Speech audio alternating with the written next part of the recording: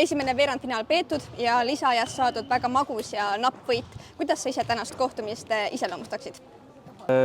Ilmselt tuleb see mäng pooleks võtta, et esimene poolaeg ja teine poolaeg, et selles mõttes kaks väga eriilmelist poolaega, kus me esimesel poolel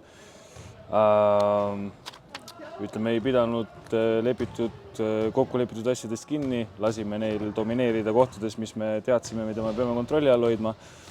Ja teine poolaeg me suutsime seda mitte ideaalselt, aga paremini. Ja jah, lõpus oli juba lotto. Kas selline konarlik esimene poolaeg oligi siis tingitud sellest, et mänguplaan ei läinud päris nii, nagu oli oodatud? Ütleme, isegi see võib-olla kõige suurem asi ei olnudki mänguplaanis, vaid lihtsalt sellest, et me ei saanud oma kaitselauda kätte. Nad said liiga palju kordusviskeid ja sealt tuli, ütleme, see põhiasi, et esimene poolaeg nad said 21 teise võimaluse punkti, et seda on liiga palju. Kas teil oli täna vastas Pärnu Sadam, keda te juba oskasite oodata või tegelikult oli ikkagi nende selline agressiivne algus ja väga hea 3 punkti viskajad natuke üllatuseks ka? Ma arvan, et seda me kõik teadsime.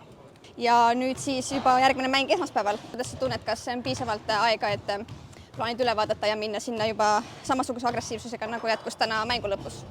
Ja ma usun küll, meil on aega reede, laupäev, pühapäev, 3 päeva on seerias päris pikk aeg iseenesest vahepealseks, et juba homme saame kokku, arutame üle ja hakkame vigade parandusi tegema. Olgu, aga palju õnne selle napi võidu puhul ja edu! Ja aitäh!